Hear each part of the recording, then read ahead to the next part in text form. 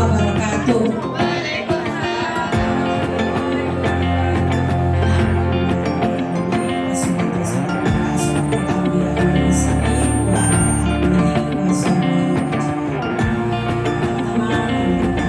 Syukur kepada Allah Subhanahu wa Ta'ala karena pada siang ini kita diberi kesempatan untuk menimba ilmu baiklah, saya akan sebagai materi yang kedua itu saya selalu menyampaikan pernah disebutkan oleh Ibu Aniti tadi, kami di sini bukan sebagai apa nama itu tadi narasumber, tapi kami di sini bukan menggurui, tapi kami di sini apa yang kami dapatkan di kegiatan yang kami lakukan di guru penggerak harus kami terapkan di sekolah atau di PKK. Hari ini kami ucapkan terima kasih telah memenuhi ini sebelum kita mulai tadi Bu Yanti tadi saya di sini punya bisnis ya. Di sini ibu saya perintah saya, tolong pegang benda yang ada, angkat benda yang ada di dekat kamu. Ibu pegang, angkat, oke. Terima kasih teh. Pegang tengok ya, tengok sama apa posisi benda kita dengan benda kita. Oke, dah. Turunkan. Terima kasih telah mengikuti instruksi dari saya. Saya bertanya dulu sama ibu saya tadi, sebagai saya, apa yang dipegang oleh ibu? Jangan diangkat, ya bu, di sini jangan diangkat ya. Kita di sini kan ada apa di sini kita ambil dari apa ini? Apa yang diangkat oleh Bu Nur Afrida? Oke, betul ya. Betul Bu Rafida? Betul. Oke, sekarang ini saya tanya sama Ibu Rahayati. Apa yang dipegang oleh teman di samping kiri Bu Rahayati? Caton. Betul Bu apa? Betul. Nah, satu lagi yang di belakang yang di samping kiri saya Ibu Dona. Apa yang dipegang oleh teman kita yang tampan hari ini?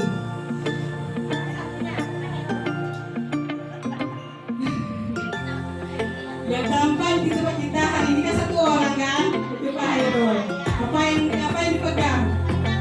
Yang paling ganteng. Betul Pak Hairul? Betul. Artinya kita sudah konsentrasi. Yang kedua, kita kenal dengan teman kita.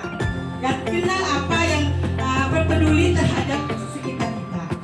Artinya kita konsentrasi dan juga kita peduli dengan Anda yang sekitar kita. Nah, terima kasih itu yang sedikit dari saya. Lanjut kita materi hari ini, itu saya ambil tadi. Kami sama materinya tentang budaya positif. Ya, budaya positif. Kita sering mengenal kata budaya positif. Sekolah kita telah ada kata-kata budaya positif di sekolah kita. Ada 5S yang kita kenalkan, yaitu salam, senyum, salam, sapa, santun, dan sopan. Ya, 5 budaya ini harus kita terapkan di sekolah kita. Ini merupakan salah satu budaya positif. Ya, budaya positif. Ya, nah, jadi dalam apa ini tidak perlu kita selalu kita terapkan di sekolah kita. Bagaimana kita mengajari siswa kita tentang salam, senyum terlebih berjumpa dengan teman, kita terapkan dalam kehidupan kita dalam sekolah kita. Oke, lanjut kita di sini yaitu konsep-konsep kunci budaya positif. Ya, konsep-konsep kunci dari budaya positif itu yang pertama yaitu perubahan paradigma, belajar stimulus respon lawan teori kontrol. Ya, yang kedua yaitu disiplin positif. Selanjutnya motivasi perilaku manusia.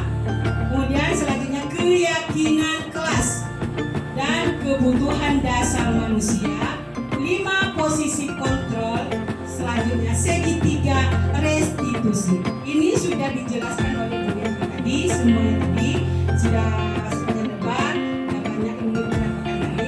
Ini ibaratnya memperdalam ya. Jadi konsep kunci budaya positif ini yaitu perubahan paradigma belajar stimulus respon lawan teori kontrol ya. Ini berdasarkan dari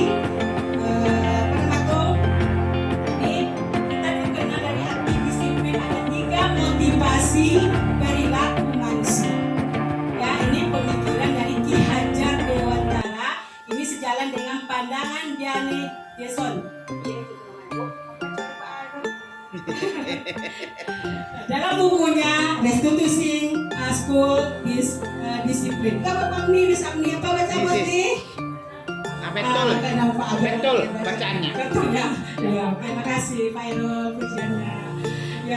Ya, di sini menyatakan bahwa arti dari kata disiplin itu berasal dari bahasa Latin yang artinya belajar, ya, dan juga berasal dari akar kata yang sama dengan itu murid atau pengikut. Untuk menjadi seorang murid atau pengikut, seorang harus paham betul alasan mengapa mereka mengikuti suatu aliran atau ajaran tertentu, sehingga motivasi terbangun adalah motivasi intrinsik, bukan ekstrinsik. Ya. Selanjutnya di sini ya, ini ada 3 pelajaran sini. 3 motivasi perilaku manusia. Ya, yang pertama untuk menghindari ketidaknyamanan yang disebutkan Bu Neti tadi, yaitu untuk menghindari ketidaknyamanan atau hukuman. Ini adalah tingkat terendah dari motivasi perilaku manusia. Biasanya orang motivasi perilakunya untuk menghindar hukuman atau ketidaknyamanan akan bertanya, apa yang akan terjadi apabila saya tidak melakukannya? Sebenarnya mereka sedang menghindari permasalahan yang mungkin muncul dan berpengaruh pada mereka secara fisik, psikis maupun tidak terpenuhinya kebutuhan mereka bila mereka tidak melakukan tindakan tersebut. Ini sudah digunakan dari sini.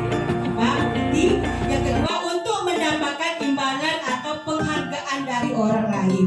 Itu motivasinya. Ya, yang pertama ialah untuk menghindari ketidaknyamanan atau hukuman. Yang kedua, untuk mendapatkan imbalan atau penghargaan dari orang lain.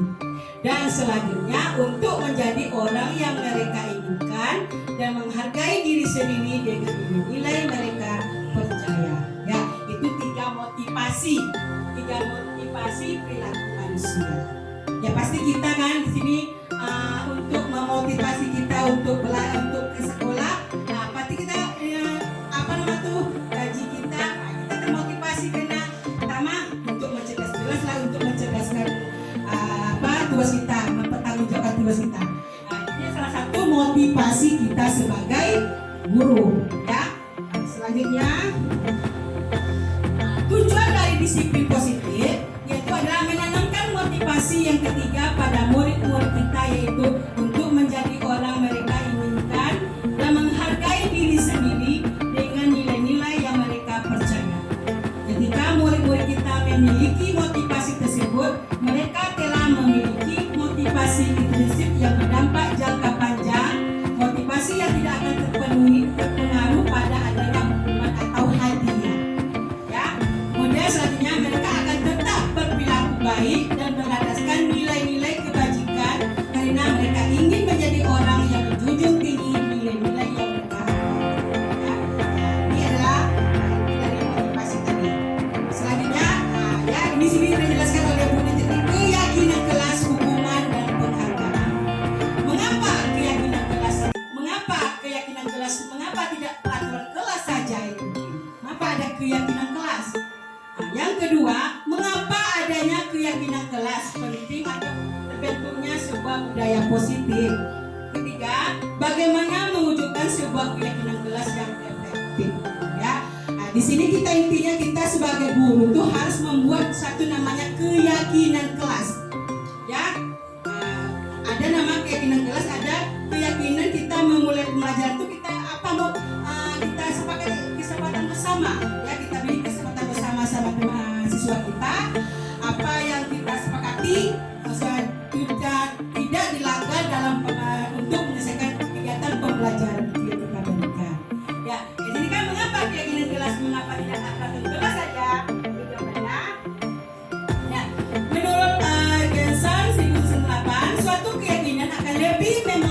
memotivasi seseorang dari dalam atau memotivasi secara intrinsik.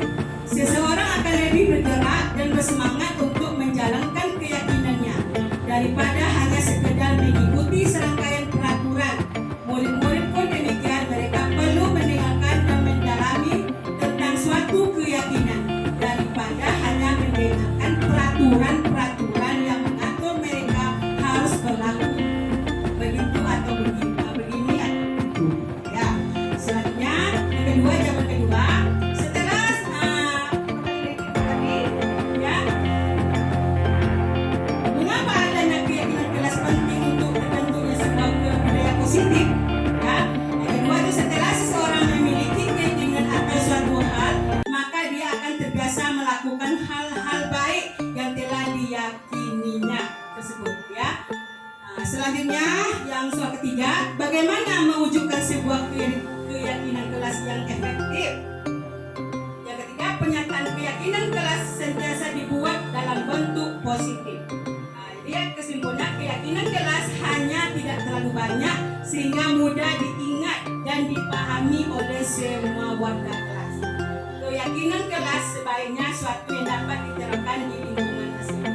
Semua warga kelas hendaknya ikut berkontribusi dalam pembuatan keyakinan kelas lewat kegiatan curhatan pendapat. Bersedia meninjau kembali keyakinan kelas dari waktu ke waktu. Jadi ini tidak tetap ya Bu. Pembuatan keyakinan kelas ini ada perubahan apa idenya lagi besok sama siswa kita. Ya. Kemudian ini bukan kita yang apakan, tapi berdasarkan curhatan dari siswa-siswa kita dalam pembuatan keyakinan kelas. Lagi proses pembentukan keyakinan kelas, yaitu yang pertama, mempersilakan murid-murid di kelas untuk bercurah pendapat tentang peraturan yang perlu disepakati di kelas. Yang kedua, mencatat semua masukan-masukan pada murid di depan tulis, di papan tulis atau di kertas besar serta ukuran poster di mana semua anggota kelas bisa melihat hasil pendapat. Yang ketiga, susunlah keyakinan kelas sesuai prosedur pembentukan keyakinan kelas, ganti kalimat-kalimat dalam bentuk negatif. Contohnya di sini kalimat negatif, jangan berlari di kelas atau koridor. Kalimat positifnya, berjalanlah di kelas atau koridor. Jadi di sini ada kalimat negatifnya dengan kalimat positifnya dapat terlihat kita nih. Jangan berlari di kelas. Ada kata-kata jangan. Kata ada kita dengar dari perinting kan, kita tidak boleh membilang sama anak-anak usia ini atau di bawah anak kita, jangan, akan menimbulkan suatu beban negatif ya, atau mental yang tidak sesuai dengan yang kita harapkan. Ya, jangan berlari di kelas itu merupakan kata-kata yang tidak diizinkan dalam pembuatan keyakinan kelas. Selanjutnya, ajak murid-murid untuk menemukan ide kebajikan atau keyakinan yang menjadi inti dari peraturan tersebut. Ini contoh ya Bu ya. Contoh perjalanan di kelas dengarkan guru dan teman waktu bisa disajikan menjadi satu keyakinan kelas. Contoh dari keyakinan kelas. Bisa kita lihat di sini ya. Satu keyakinan itu keyakinan untuk saling menghormati atau nilai kebajikan hormat. Keyakinan ini yang dijadikan daftar untuk disepakati. Keyakinan ini juga merupakan perhatian dari bentuk peraturan keyakinan kelas. Tinjauan ulang keyakinan kelas secara bersama-sama. Seharusnya setelah beberapa peraturan telah disatukan menjadi beberapa keyakinan, maka jumlah butir pernyataan keyakinan akan berkurang. Sebaiknya keyakinan kelas tidak terlalu banyak, bisa berkisar antara 3 sampai 7 prinsip keyakinan. Bila mana terlalu banyak, maka warga kelas akan sulit mengingatnya. Maka saya keyakinan kelas ini kita letakkan, kita pajangkan di depan kelas kita supaya siswa kita bisa mengingat. Oh saya salah satu keyakinan kelas umpamanya menghormati guru, teman sesama, terpampang dalam apa? Jadi kita selalu mengingat untuk melakukan selalu menghormati. Umpama datang pada jam sesuai dengan yang telah ditetapkan. Maka itu salah satu kata-kata dalam keyakinan kelas. Ya, apa Bu? Yang positif. Ya, oke, nanti ya Bu ya.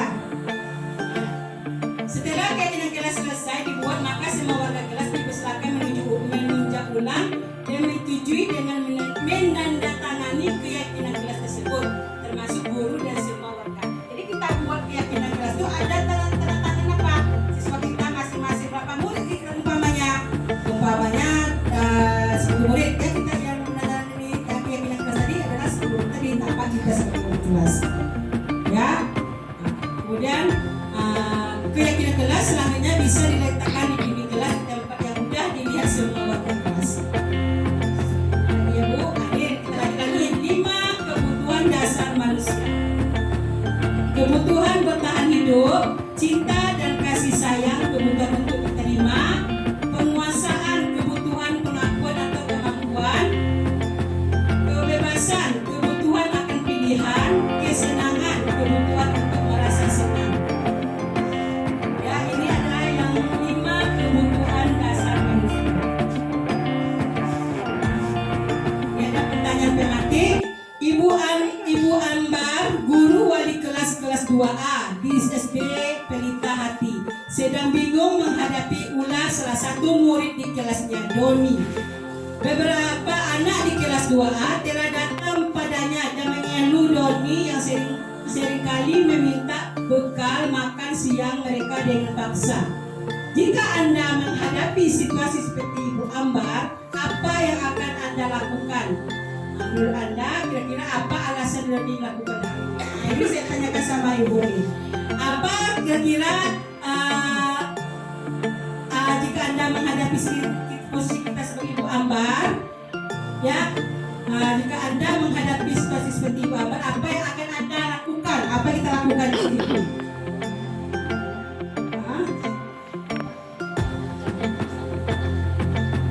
Doni, dipanggil. Apakah kita panggil di depan temannya atau di depan?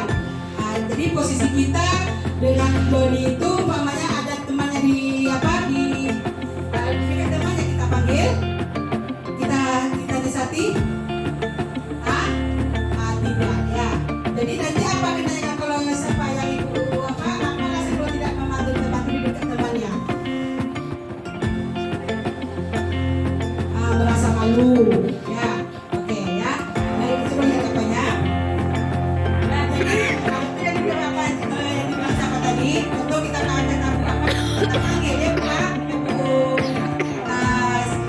kita panggil anak tersebut, tapi jangan kita memanggilnya di dekat teman-temannya ya. Kita memanggilnya itu di mana? Umpamanya kita bawa dia, tapi kita bawa ada nanti namanya yang 5 kontak tadi yang disebutkan oleh Bu Neti tadi. Posisi kita sebagai apa kita? Biar kita ada sebagai teman, ada sebagai manajer, ada sebagai pemberi hukum ya. Mana yang posisi kita nanti? Bisa kita sering pilih di dalam perilaku yang dilakukan oleh kita Jabar ini.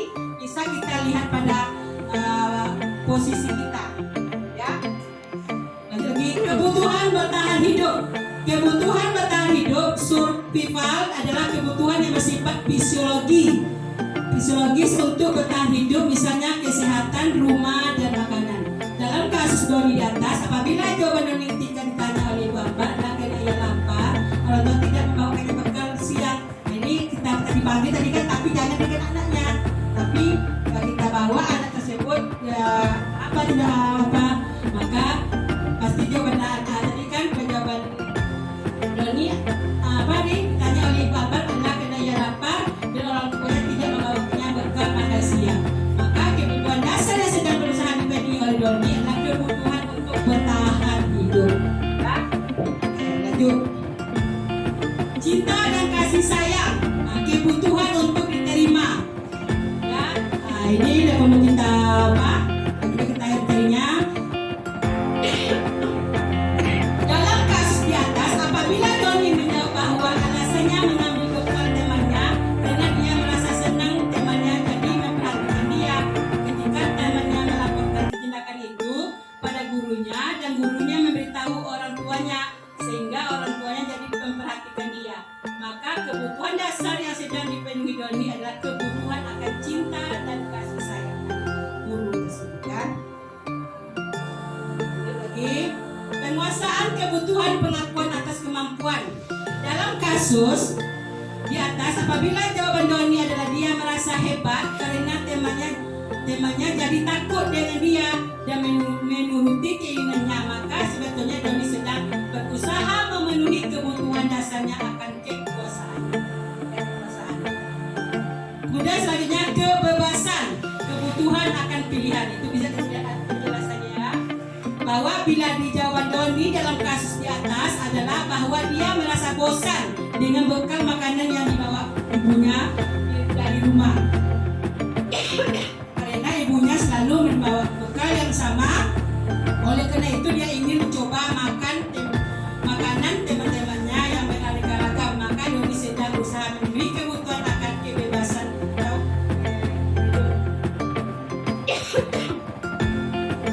Kemudian selanjutnya kesenangan, kebutuhan untuk merasa senang. Dalam kasus di atas, bila Doni menjawab bahwa ia melakukan kena iseng saja dan ia menikmati ekspresi wajah teman-temannya yang kesal karena diambil makanannya dan menurut dia ekspresi teman-temannya itu lucu, maka berarti Doni sedang berusaha memenuhi kebutuhan kesenangan dia. Ya. Nah, kelima, posisi kontrol.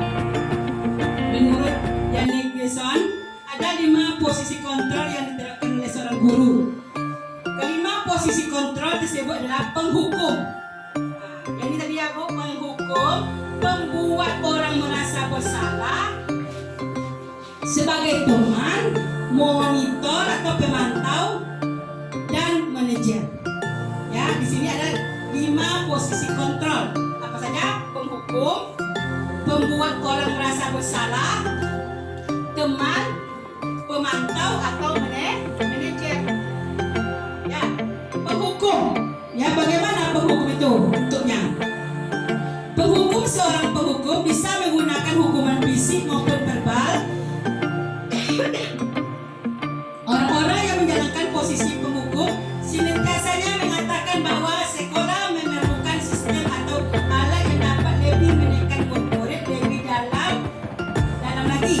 Guru-guru yang menerapkan posisi penghukum akan berkata, ini kata-katanya, patuhi aturan saya atau awas, kamu selalu saja salah, pasti selalu yang terakhir selesai. Ini kalau tugas ya Bu ya,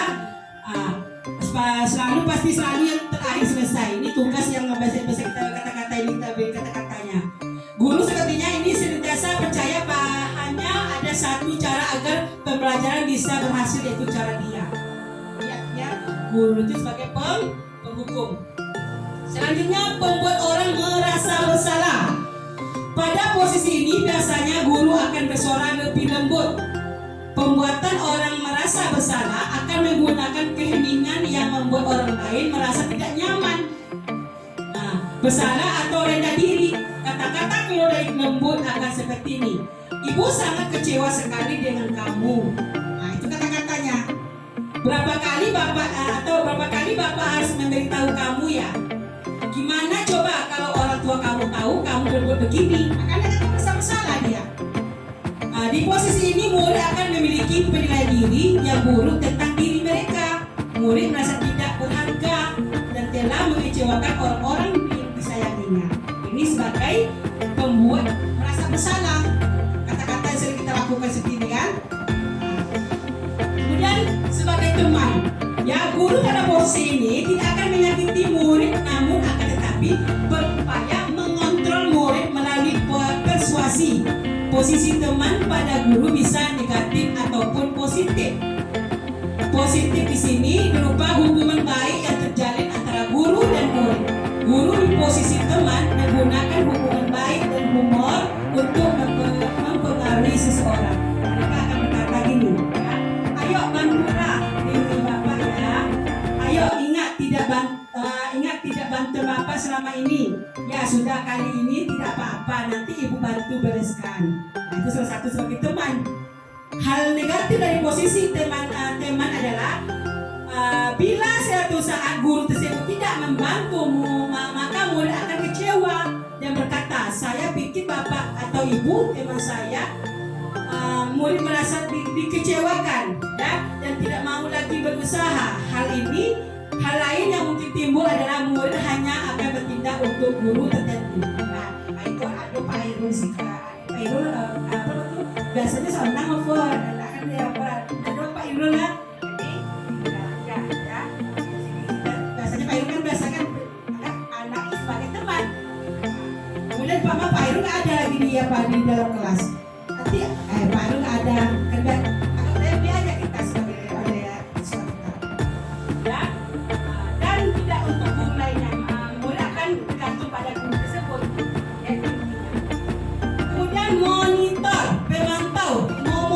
Memonitor berarti mengawasi. Pada saat kita mengawasi, kita bertanggung jawab atas perilaku orang yang kita awasi.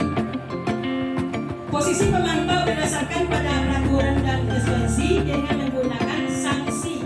Konsekuensi kita dapat memisahkan hubungan pribadi kita dengan murid.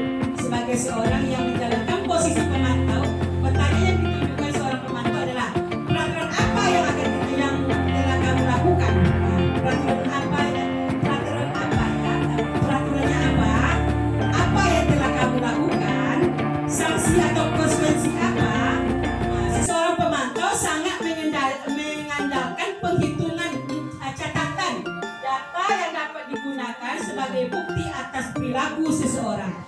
Posisi ini akan menggunakan stiker, slip, catatan, dan tercek. Posisi monitor sendiri berawal dari teori stimulus respon yang menunjukkan tanggung jawab guru dalam mengontrol murid. Ini sebagai pemantau. Ya, kata-katanya itu ya, apa menggunakan peraturannya apa yang telah kamu lakukan, sanksi atau konsekuensi apa yang akan kamu berikan, kamu dapat nanti. Nah, itu ibaratnya sebagai pemantau. Selanjutnya adalah sebagai manajer. Posisi sebagai manajer adalah posisi mentor di mana guru berbuat sesuatu bersama dengan murid, mempersilahkan murid mempertanggungjawabkan perilakunya, mendukung murid agar dapat menemukan solusi atas permasalahannya sendiri. Seseorang manajer telah memiliki keterampilan di posisi teman maupun pemantau, dan dengan demikian bisa jadi di waktu tertentu kembali kepada kedua posisi tersebut bila diperlukan. Ini namanya posisi. Berapa tadi posisinya Bu? Ada 5 kan? Pertama sebagai sebagai apa tadi? Penghukum. Nah, yang kedua sebagai yang terakhir yang buat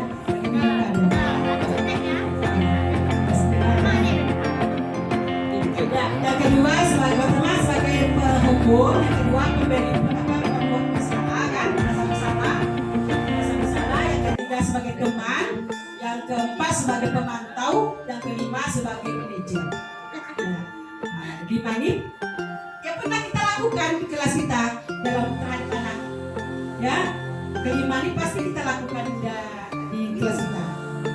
Oke, di manajer murid diajak untuk menganalisis kebutuhan dirinya maupun kebutuhan orang lain. Di sini penekanan bukan pada kemampuan berbuat konsekuensi, namun dapat berkolaborasi dengan murid bagaimana memperbaiki kesalahan yang ada. Seorang manajer akan berkata, apa yang kita yakini, ini berarti kembali ke peraturan ke kelas, ya, ke keyakinan kelas tadi. Apa kita kan kesempatan kelas kita, apa keyakinan kelas kita apa? Melakukan membuat tugas dengan cepat, ya. Maka apa yang tadi kamu kan tidak membuat tidak bisa menyelesaikan tugas kamu. Bagaimana kamu dengan apa hubungan kamu dengan peraturan kita? Ya, apa keyakinan kita ini? Apa yang kamu lakukan sekarang ini? Apakah cocok dengan keyakinan kelas kita? Itu kata-kata dari mau apa sih manajer? Ya, kita hubungkan dengan keyakinan kelas kita. Oke, kesepakatan yang kita buat tadi, ya. Jadi manajer akan berkata apa yang kita yakini ini berdasarkan keyakinan yang telah dibuat. Apakah kamu meyakininya? Jika kamu meyakininya, apakah kamu bersedia memperbaiki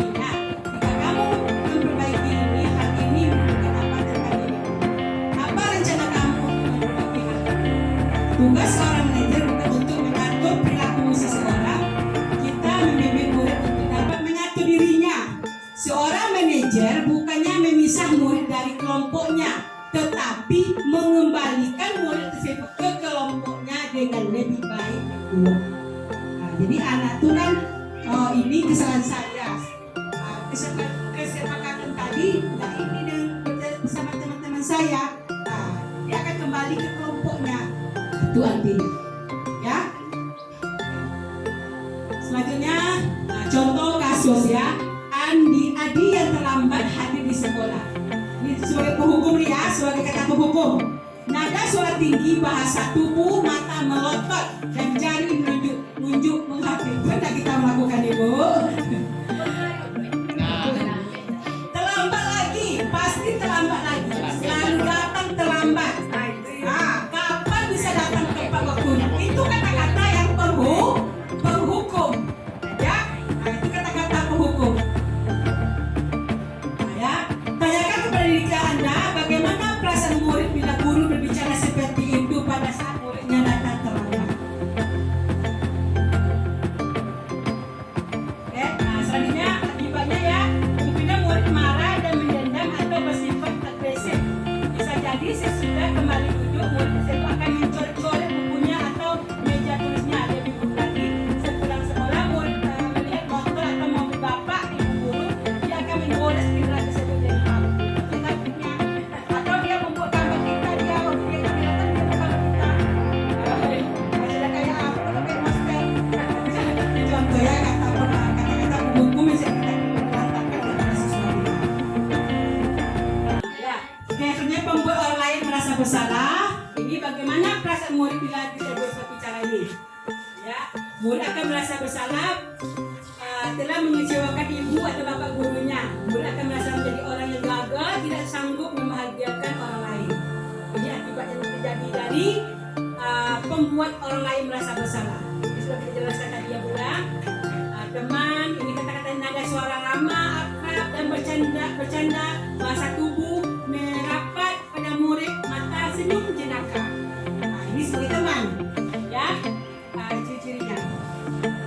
Pemantau itu nada suara datar, bahasa tubuh yang formal. Guru Andi ditelepon kamu jam berapa kita mulai? Andi tahu Pak. Ini kan kata-kata yang kita sering memantau dalam keadaan kita lakukan. Ini manajer, nada suara tulus, bahasa tubuh tidak kaku, mendekati ke murid. Ya, nah, di sini pada posisi manajer, maka suara guru sebaiknya tulus, tidak perlu marah, tidak perlu meninggalkan suara, apalagi menunjuk-nunjuk jari ke murid, berkaca, pinggang atau bersikap seolah-olah menyesal, tanpa sedih sekali akan perbuatan murid ataupun bersandar kurang ini sebagai teman. Ya, kita kenal ya yang disebut dengan segitiga restitusi.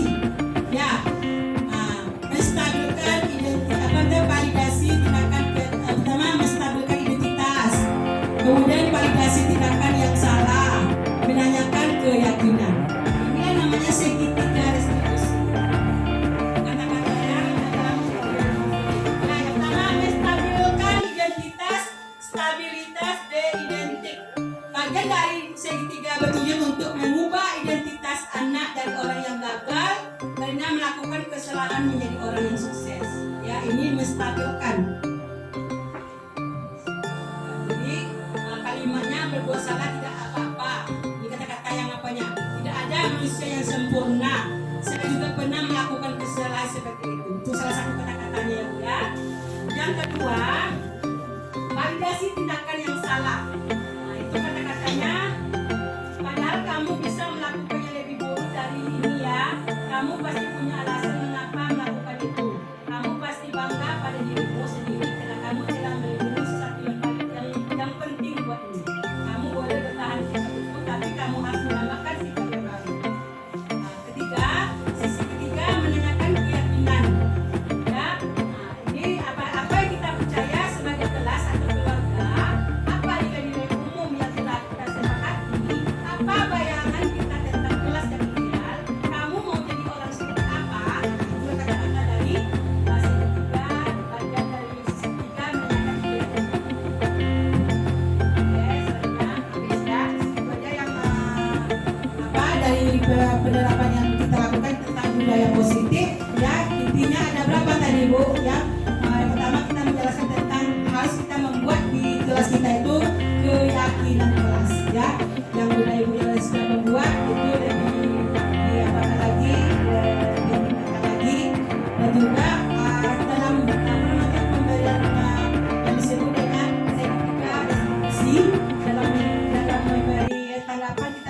siswa kita yang bersalah ada tadi 5 tadi. Yang kita lupakan. Yang pertama apa tadi? Sebab kita posisi kita sebagai sebagai pendukung, ya. Yang kedua sebagai apa? Sebagai orang jadi bersalah, ya. Jadi bersalah. Yang ketiga itu sebagai teman, kemudian sebagai pemantau dan selanjutnya manajer. Ya, itu inti dari apa yang kita bilang budaya positif. Ya, kita menghukum siswa kita tuh yang bersalah tuh dengan apa? Dengan posisi berdasarkan posisi bagusnya sebagai manajer. Yang kita mengembalikan dia kepada keyakinan kelas yang kita sepakati bersama-sama. Ya, itu dari inti dari tentang penerapan budaya positif. Dari sini ada yang kita dengar Bu.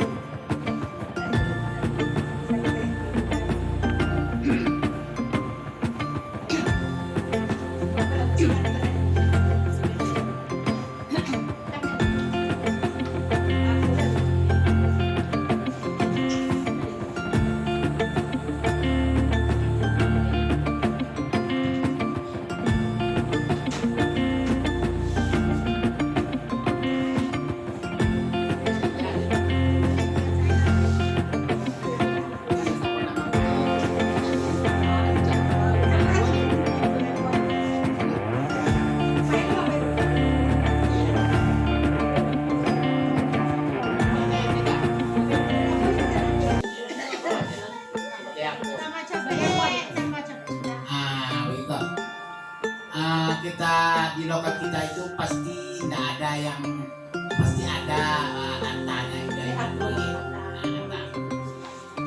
jadi ada anak tuh yang betul-betul ndak omong malah amang tugas ndak pernah tugas untuk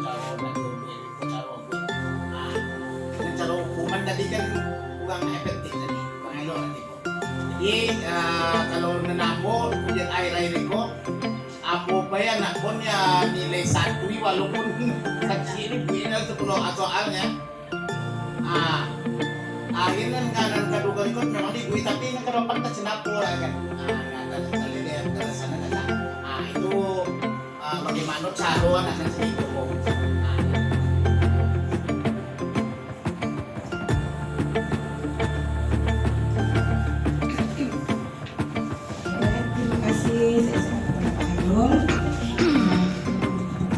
itu bagaimana siswa kita ini kita kasih tugas ya Pak Ero kan? Iya. Dia tidak pernah selesai kan? Jadi motivasi Pak Ero diberinya dengan itu walaupun dia buat satu tapi dikasih istirahat itu salah satu motivasi Pak Ero berikan kepada siswa.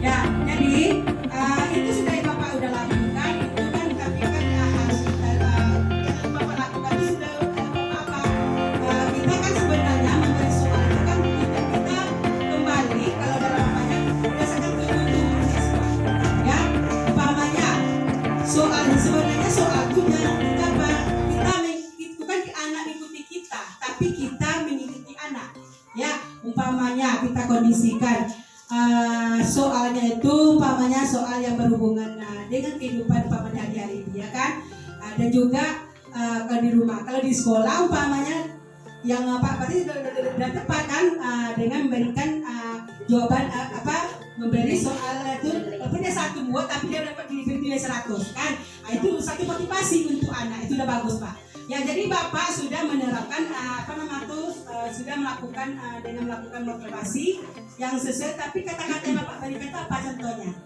apa kata-kata contoh katanya apakah sebagai penghukum Bapak berikan apakah sebagai teman kata-katanya kata-katanya begini anak kalau apa yang kamu buat itu semuanya baik baik semua iya dipuji lah terus jadi selama aku dan ikut ibunya di anak tuh tapi anak lain bertanya akibatnya Pak ikut sih ibunya Pak tapi sakit juga itu rahasia Bapak itu aja jawaban Pak itu menurut Ibu sebagai apa Ibu sebagai pemantau sebagai teman sebagai manajer itu baru sebagai teman kita kan sama dia aja kita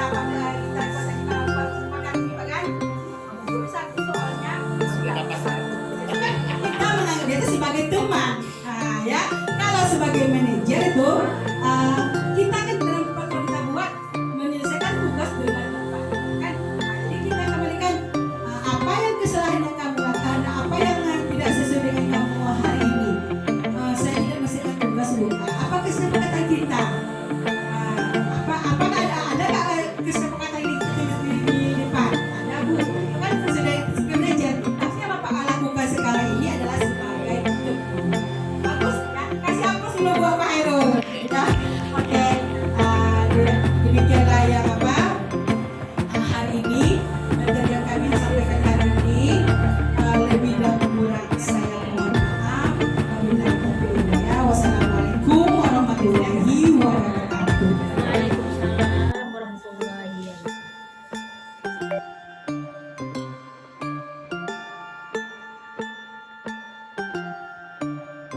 Yang pertama,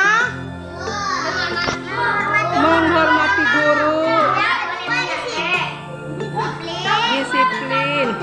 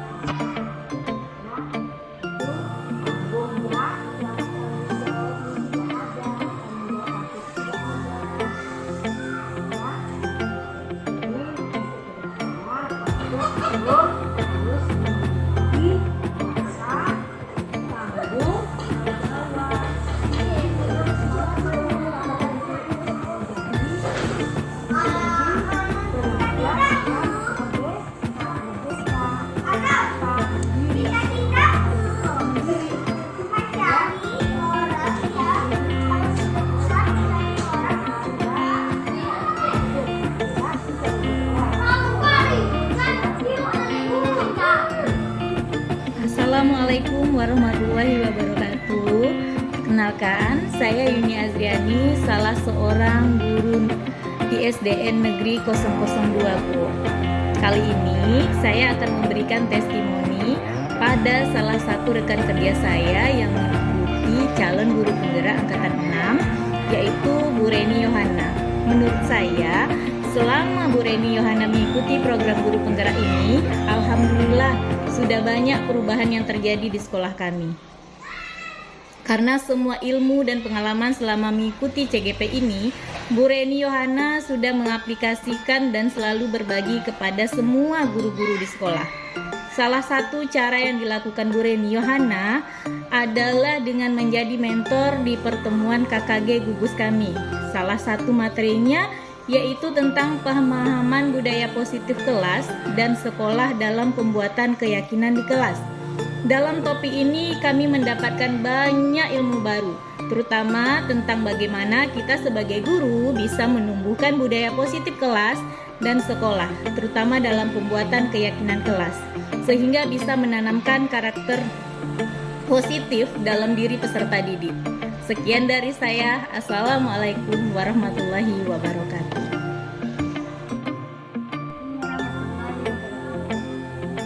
Saya Aura dari kelas 4 Ali. Salah satu murid dari Yohana. Saya sangat senang belajar karena tidak pernah marah sama sekali. Kalau ada salah, ibu ini akan menyelesaikannya dan menasihatinya dengan baik. Karena kami telah membuat kesepakatan kelas 4. Assalamualaikum warahmatullahi wabarakatuh. Saya Arsil dari kelas 4 Ali dan diajari oleh Bu Reni. Saya sangatlah senang sama Bu Reni karena Bu Reni tidak pernah marah, baik, dan kelas kami sangatlah bersih dan nyaman.